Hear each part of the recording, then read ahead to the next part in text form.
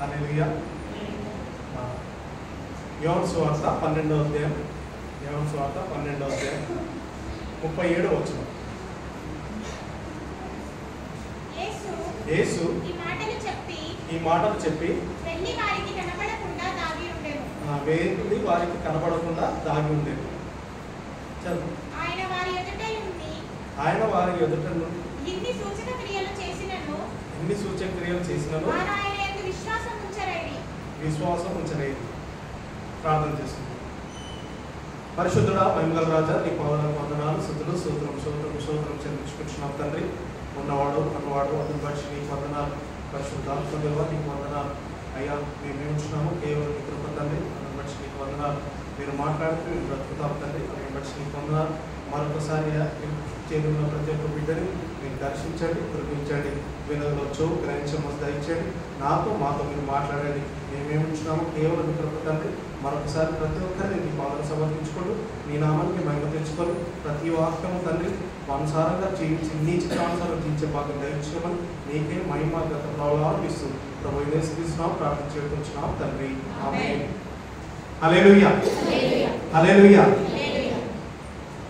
నాకు ఇవ్వబడిన అంశము అవిశ్వాసం. విశ్వాసము, అవిశ్వాసం, వెలుగు, నీడ. ముందు మనం చూసుకుంటే దేవుడు వెలుగు నీడ గురించి, అంటే చీకటి వెలుగు గురించి చెప్తూ వచ్చాడు. వచ్చిన తర్వాత అక్కడ ఉన్న ప్రజలకి, అక్కడ ఉన్న వారికి ఏంటంటే అన్ని సూచక్రియలు. ఒకవేళ మనం కూడా బ్రదర్ సిస్టర్స్ ప్రైజ్ లార్డ్ అనుకుంటాం, బైబిల్ పట్టుకొని తిరుగుతుంటున్నాం. అసలు యేసు ప్రభువుని ఎందుకు నమ్మారంటే ఏం చెప్తారు? వాట్ ఇఫ్, ఎందుకు నమ్మాలి, ఎందుకు విశ్వసించాలి చెప్పగలుగుతారా? కొన్నిటికి చాలామంది సమాధానం లేకుండా ఉంటున్నారు. ఎందుకు అంటే నమ్ముతున్నాం, విశ్వసిస్తున్నాం. అందరు విశ్వసిస్తున్నారు, అందరు దేవుళ్ళు ఉన్నారు, అందరు దేవుళ్ళు సమానమే అన్నట్టు ఈ లోకంలో ప్రయాణం చేస్తున్నాం. మా తాతలు, మా ముత్తాతలు అందరూ క్రైస్తవులే కాబట్టి మేము కూడా దేవుని వెంబడిస్తున్నాం. క్రీస్తు బిడ్డలుగా మనం అందరం జీవిస్తున్నాం. కానీ మన వ్యక్తిగతంగా మన దగ్గరికి వస్తే దేవుడు మన దగ్గర చెల్లి విశ్వాసం కోరుతుండా, అవిశ్వాసం కోరుతున్నాడు? విశ్వాసము, అవిశ్వాసం ఎక్కడ ఉంటుంది అని అంటే మనలోనే. ఎక్కడ ఉంటుంది? మనలోనే, అంటే మన సంఘమే. దేవుడు అందుకనే ఏమంటుండే చదివితే సూచక్రియలు, మహత్కార్యముల గురించి వారు ఎదురు చూశారు. ఏ రోజు రాజు దగ్గరికి కూడా వచ్చినప్పుడు యేసు ప్రభు గురించి అని విన్నాడు. యేసు ప్రభు గురించి అని విన్నాడు. విని ఆయన చూడాలని, ఆయన చేసిన అద్భుతాలు సూచక్రియలు చేసిందని విని సంతోషించిండు యేసు ప్రభు చూసినాడు. మనం కూడా దేనికి వస్తున్నాం? దేవుని మందిరానికి. ప్రార్థన ఎందుకు చేస్తున్నాం? బైబిల్ ఎందుకు చదువుతున్నాం? సూచక్రియల గురించా, మహత్కారాల గురించా? బ్రదర్ నాకు పెళ్లి కాలేదు, పెళ్లి కావాలా? లేకపోతే నాకు పిల్లలు లేదు, పిల్లలు కావాలా? నాకు ఇల్లు లేదు, ఇల్లు కావాలా? ఉద్యోగం లేదు, ఉద్యోగం కావాలా? లేకపోతే ఆరోగ్యం లేదు, ఆరోగ్యం కావాలా? దేని గురించి వెళ్ళి దేవుని మందిరానికి వస్తున్నాం?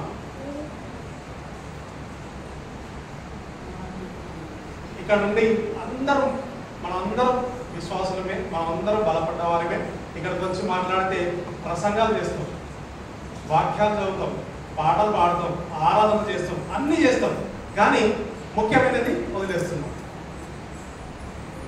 గలతీ 3వ అధ్యాయం, గలతీల అపోస్తలుడైన పౌలు రాసిన గలతీలకు రాసిన పత్రిక 3వ అధ్యాయం 3వ వచనం. మీరింకా అవివేకులైతిరా, మొదట ఆత్మానుసారంగా ఆరంభించి ఏమంటుండు? Perfect man. మీరు పర్ఫెక్ట్ ఎప్పుడు? దేవుళ్ళలోకి వచ్చినప్పుడు. దేవుళ్ళలోకి వచ్చినప్పుడు విశ్వాసంలో, ప్రార్థనలో, అన్నిట్లలో పర్ఫెక్ట్. నాకంటే ఎవరు లేరు అన్నట్టుగా మనము జీవిస్తుంటాం. రాను రాను రాను రాను ఏమైపోతుంది? మన విశ్వాసము సల్లగిల్లిపోతుంది. అవిశ్వాసం వరకు వస్తే బాగానే ఉంటుంది. శిష్యులు అంటున్నారు, అయ్యా మేము నశించిపోతున్నాం, మమ్మల్ని కాపాడు అంటే అల్ప విశ్వాసులారా అంటాడు. అక్కడ వరకు బాగానే ఉన్నది. అల్ప విశ్వాసాలు అనిపించుకోవడం కూడా కొంచెం పర్వాలేదు. కానీ చివరికి ఫినిషింగ్ వచ్చేసరికి మన లైఫ్ ఎలా ఉన్నదంటే అల్ప విశ్వాసం. ఫినిషింగ్ మన జీవితం ఏమైపోతుంది? ఫినిషింగ్. ఇన్ని సంవత్సరాలు ఒకసారి మనం వెనకాల చూసుకుంటే ఏమున్నది? ఒకసారి మనం ఆలోచించుకుంటే నేను ఎన్ని ఆత్మలు రక్షించబడ్డా అని ఒకసారి మనం ఆలోచించుకుంటే నా నీతి క్రియలు ఏమిటి, నేను ఎంతవరకు ఆత్మఫలంగా నేను ఫలించిన అని ఒక్కసారి మనం ఆలోచించుకుంటే ఏముంటది? స్టార్టింగ్ బాగుంది, ఆత్మతో నింపబడడం బాగానుంది, బాప్తిసం బాగానే ఉంది, పాటలు పాడడం బాగానే ఉంది, ఆరాధన బాగానే ఉంది, అన్ని బాగానే ఉన్నాయి. కానీ నడుస్తున్న కొద్దీ, కాలం గడుస్తున్న కొద్దీ, సంవత్సరాలు గడుస్తున్న కొద్దీ మీ పరిచర్య, ఒకవేళ మీ విశ్వాసం ఏమైపోయింది? అంతరం అయిపోతుంది. ఆత్మానుసారంగా ప్రారంభించి ఇప్పుడు ఏం చేస్తున్నాం మనం? శరీరానుసారంగా జీవిస్తున్నాం. నీవు మృతుడవే అంటున్నాడు దేవుడు. ఎక్కడ? సంఘంలోనే. ఎక్కడ ఉండదు. ఎక్కడికి ఇద్దరు ముగ్గురు కూడి ఉంటారో అక్కడ నేను ఉంటా అన్న దేవుడు, అపవాది కూడా అక్కడనే ఉంటాడు. ఎక్కడ ఉంటాడు? అక్కడనే ఉంటాడు. బ్రదర్ నేను అంతా మాట్లాడా, బ్రదర్ నేను ఈమెతో మాట్లాడా, అనేకం. ఒకసారి చూడండి అపోస్తుల కార్యంలో 5వ అధ్యాయం. అపోస్తుల కార్యంలో 5వ అధ్యాయంలో అననీయ సఫీరా గురించి ఉంటుంది. వారు ఎవరు? మంచి విశ్వాసులే. మీరు అందరి వాక్యం బాగా తెలిసి చూడండి. హల్లెలూయా. వాక్యం రెఫరెన్స్లు అన్ని ఆదికాండం ప్రకారం అందరికీ తెలుసు. కానీ ఏం చేయం? ప్రాక్టీస్ నో, నడవం. క్రియలు లేని విశ్వాసం మృతం. దేవుడు ఖచ్చితంగా చెప్తున్నాడు. వారు ఇద్దరు భార్య భర్తలు ఏమంటున్నారంట? విశ్వాసులే, మంచి ప్రార్థన పరులే, మంచి ప్రసంగం చేసేవారే, మంచి పాటలు పాడేవారే, మంచి అన్ని క్వాలిటీస్ ఉన్నప్పటికీ వారికి కలిగినది అమ్మి ఎవరికి ఇస్తున్నారు? ఎవరన్నా చెప్పిలా? ఎవరు చెప్పలేక వారు ఇస్తున్నారు, మనం కూడా ఇద్దాం అనుకోని భార్య భర్తలు డిసైడ్ అయ్యింది. అమ్మిలు, వాళ్ళ భూమి అమ్మిలు.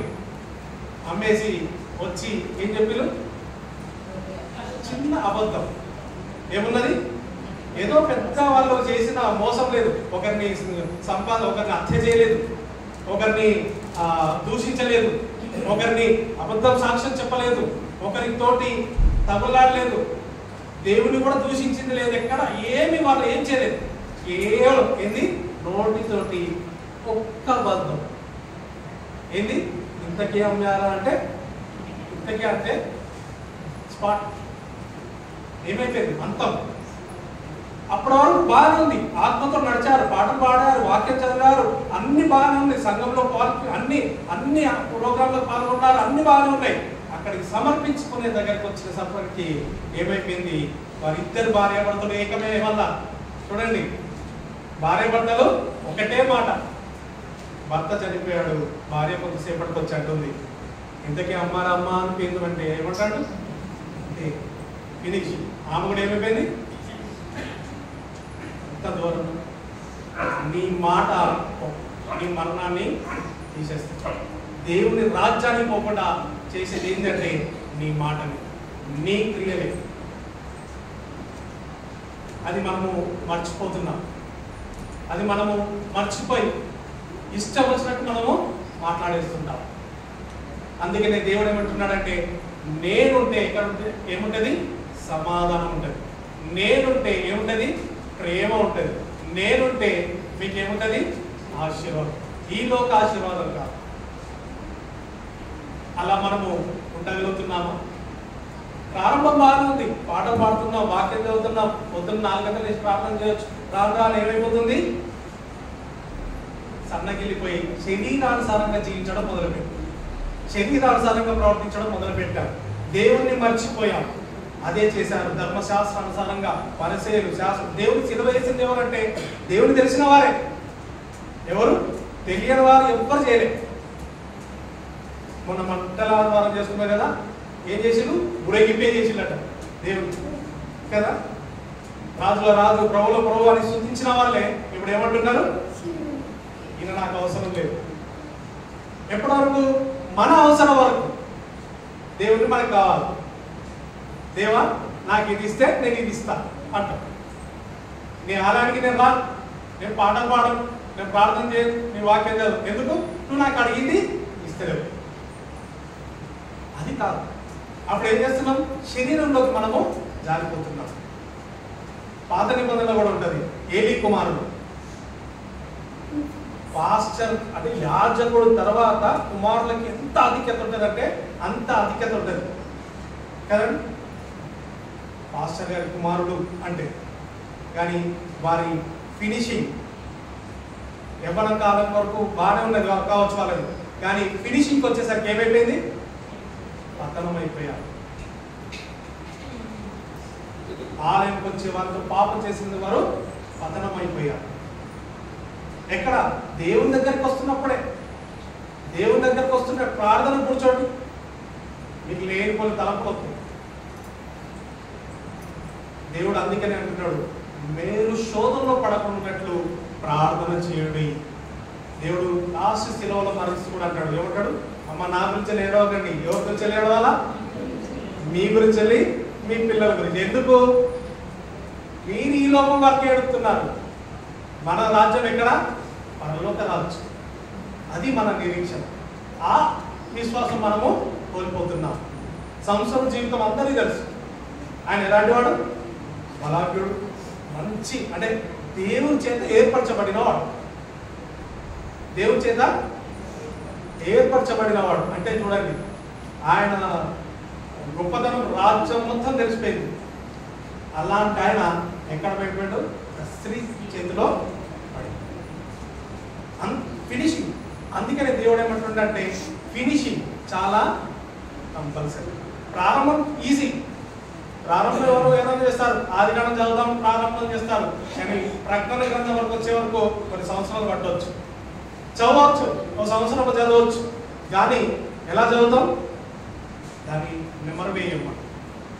బయట బుక్స్ చదివినట్టే చదవచ్చు, కానీ దేవుడు అలా కాదు.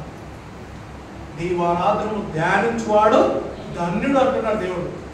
ఎలా ఉంటాడంటే అంటాడు, నీటి కాలు ఏరు నాటబడిన వాడి ఆకువాడక తన కాలం ముందు ఫలమిచ్చు చెట్టు వలె ఉండదు. మళ్ళీ ఏమన్నాడు? అతను చేయనదంతయు. మనం ఒకవేళ పని చేస్తే సఫలం కావట్లేదంటే నేనైతే పర్ఫెక్ట్ అనుకో, నేను ఏదైనా చేస్తున్నా అంటే శోధన వచ్చిందంటే నేను దేవుడు ఇంకా నేను ప్రార్థన ఇంకా చేయాలి. శోధన వస్తుందంటే ఇంకా ప్రార్థన చేయాలి. కంపల్సరీ 3 గంటలు లేచి ప్రార్థన చేస్తేనే దేవుని సన్నిధిలో మనము ఎన్నుకోగలుగుతాం. అదే దేవుడు మనకి నేర్పించిన ప్రార్థన. మనం అనుకుంటాం ఏముంది ఎక్కడ ఎట్లనే చేయొచ్చు, కానీ బైబిల్లో వేకుజాముకి చాలా ప్రాముఖ్యత ఉన్నది. దేవుడితో ఈ లోకంలో శరీరానికి ఎలా అయితే నడుస్తున్నామో అలాగనే పరలోకంలో కూడా ఆయనతో ఉండడానికి మనము దేవుడు మనని ఆధిక్యత ఇస్తున్నాడు. జక్కయ్య గురించి తెలుసు అందరికి. ఎలాంటి వాడు? సుంకం అంటే ధనవంతుడు. ఆయన ధనవంతుడు అని రాయబడి ఉంటుంది. దేవుడు చెప్తున్నాడు, ధనవంతుడు పరలోక రాజు చేరుట కంటే సూది బెత్తంలో మంట దూరుట చూడబడ్డాడు. కానీ ఆయన ధనవంతుడు అయినప్పటికీ ఆయన అంటున్నాడు, దేవుడు ఒక్కసారి పిలవగానే అంటున్నాడు, అయ్యా నా సగం వీళ్ళకి ఇచ్చేస్తున్నాను, ఎవరికన్నా అన్యాయంగా తీసుకుంటే నేను 4 అంతలు చెల్లించేస్తున్నా. ఏమైపోయింది? ఆయన లైఫ్ మారిపోయింది. మరి మనలే ఎప్పుడు చూసినా గట్లే ఉంటాను మేము. అదే దేవుడు చెప్తున్నారు, మీ లైఫ్ ఏమైంది? ఒకవేళ 1వ తరగతి నుంచి 2వ తరగతి, 2వ తరగతి నుంచి 3వ తరగతి రాకపోతే ఏం చేస్తాం? ఒకవేళ బాబు ఎదగకపోతే ఏం చేస్తాం? వెంటనే హాస్పిటల్ తీసుకుపోతాం. కానీ మన ఆత్మీయ స్థితి ఏమైపోయింది? ప్రారంభం ఆత్మీయంగా ఉన్నది, కానీ నడుస్తున్నా కొద్దీ శరీరంతో ముగిస్తున్నామా? శరీరంతో ముగిస్తే పరలోకం ఉండదు. శరీరంతో ఉంటే దేవుని రాజ్యం ఉండదు.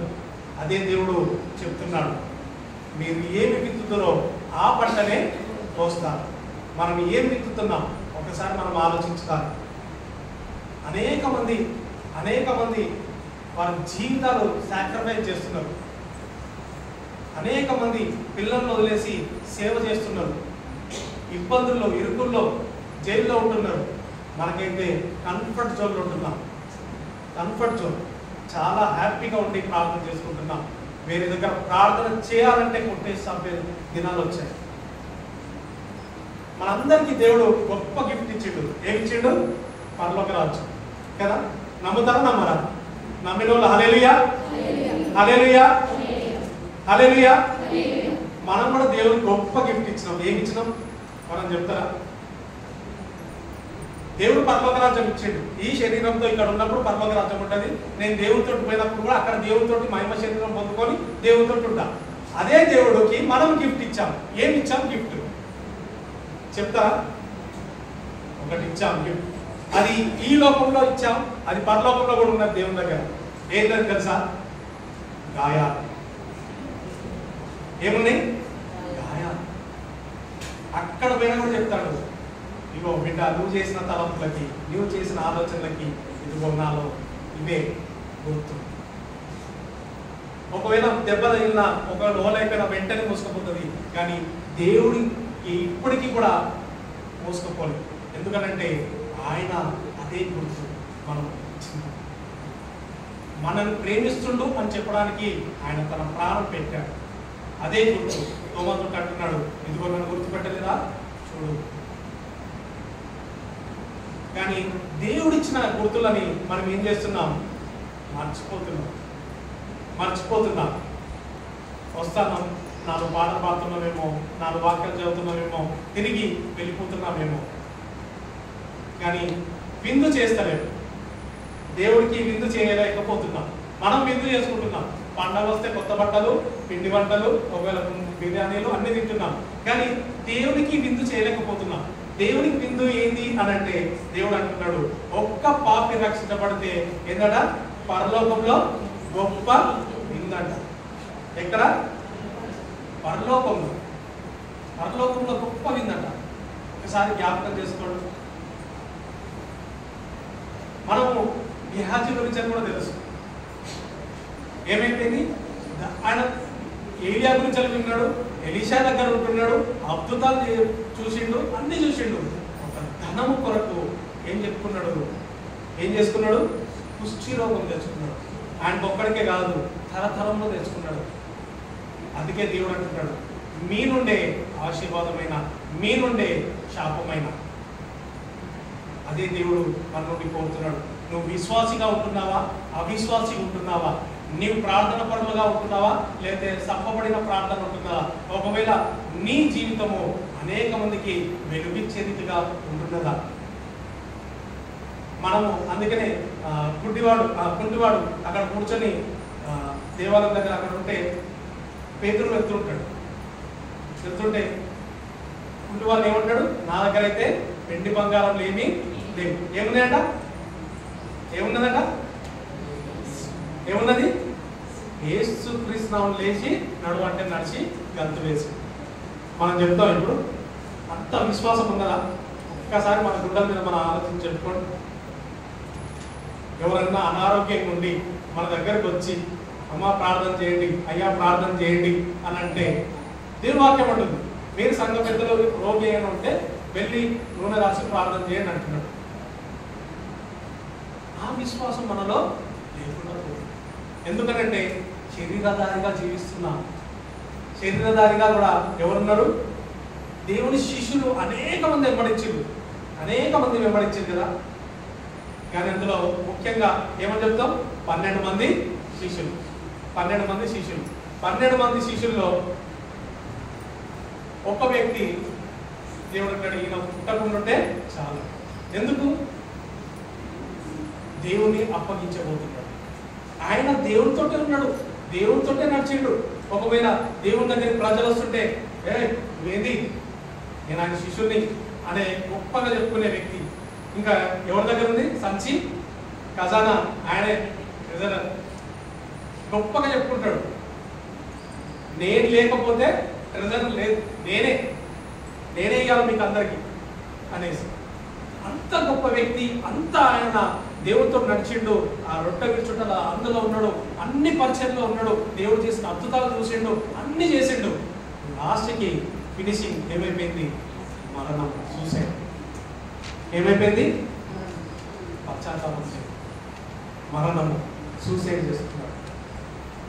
మనది కూడా స్టార్టింగ్ బాగానే ఉంటుంది, కానీ దేవుడు కోరుతున్నాడు, ఫినిషింగ్. ఒకవేళ నేను చనిపోతే, నేను మరణిస్తే, అయ్యా నీ రాజ్యంలో చెప్పగలుగుతామా? నేను అడుగు పెడుతున్నా వారికి గృహంలో సమాధానం కలుగుతుంది అని చెప్పగలుగుతున్నామా? మనం మాట్లాడితే ఒకరు దేవుళ్ళలోకి వస్తున్నారు మనం చెప్పగలుగుతున్నామా? నేను ఒక బ్రాహ్మణ్, మా సార్ ఏసీపీ గారు బ్రాహ్మణ్, ఎప్పుడు చూసినా పూజలు చేస్తుంటారు మా సార్. నేను ఆయన దగ్గరకు వచ్చి 8 నెలలు అయింది. 3 months బ్యాక్ ఆయన బైబిల్ ఇచ్చిన, మా క్యాలెండర్ ఇచ్చిన. సుమారు మీ క్యాలెండర్ బైబిల్ బాగుంది, నేను చదువుతున్నాను.